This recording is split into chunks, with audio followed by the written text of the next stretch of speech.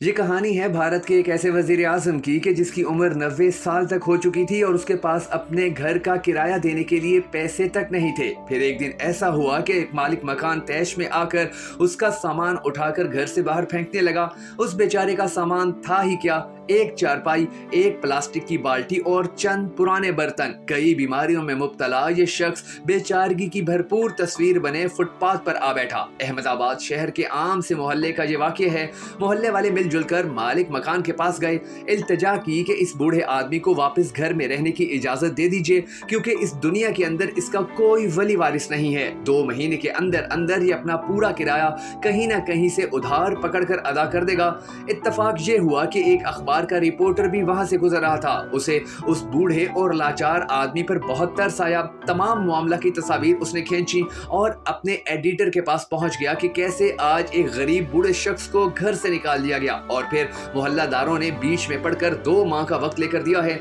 Editor ने बुजुर्ग शख्स की तस्वीर देखी तो चौंक उठा। रिपोर्टर से पूछा कि क्या तुम इस शख्स को जानते हो? रिपोर्टर हंसने लगा कि एडिटर साहब, इस बाबे में कौन सी ऐसी गैर मामूली बात है कि कोई भी इस पर तवज्जो दे? इसे तो मोहल्ले वाले भी नहीं जानते। एक वक्त का खाना खाता है, बर्तन भी खुद धोता है, मामूली से घर में झाड़ पूछ भी खुद लगाता है। एडिटर ने इंतहाई संजीदगी से रिपोर्टर को कहा कि ये हिंदुस्तान का 2 मरतबा वजीर आजम रह चुका है और उसका नाम है गुलजारी लाल नंदा। रिपोर्टर का मुंह हैरत से खुले का खुला रह गया। हिंदुस्तान का वजीर आजम और इस बदहाली में। खैर, अगले दिन अखबार छपा तो पूरे भारत में कयामत आ गई। लोगों को मालूम हुआ कि ये आजिज सा बूढ़ा इंसान हिंदुस्तान का 2 मरतबा वजीर आजम रह चुका है।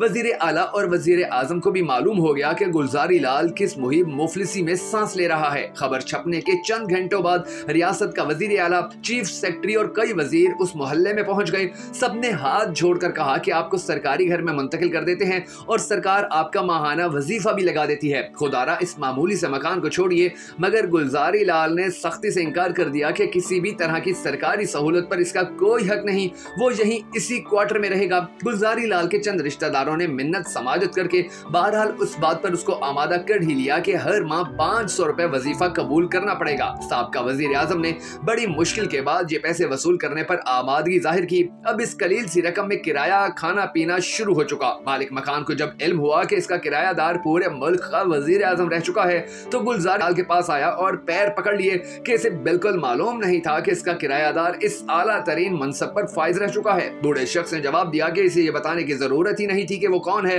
वो तो एक मामूली सा किरायादार है और बस। जब तक गुलजारी लाल जिंदा रहा, इसी मकान में रहा और मरते दम तक 500 रुपए में गुजारा करता रहा। गुलजारी लाल नंदा हैरत अंगेज किरदार का इंसान था जो सियालकोट में पैदा हुआ और जनवरी 1998 में अहमदाबाद में फौत हुआ। जवाहरलाल नेहरू के इंतकाल के बाद 1964 में वजीर आजम रहा और 1966 में लाल बहादुर शास्त्री के इंतकाल के बाद भी इस बुलंद पाया मनसब पर फाइज रहा। बुनियादी तौर पर FC कॉलेज लाहौर से इक्तिसादियात की तालीम हासिल करता रहा।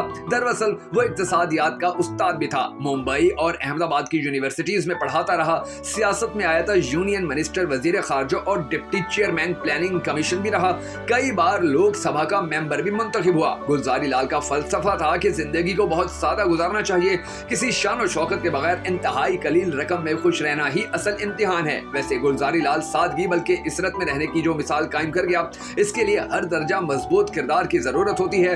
99 साल की उम्र में फौत होते वक्त उसके पास किसी किस्म की जायदाद, कोई बैंक बैलेंस और कोई जाती घर तक नहीं था। बस एक इज्जत और एहतराम का वो खजाना था जो अमीर से अमीर लोगों के पास भी नहीं होता।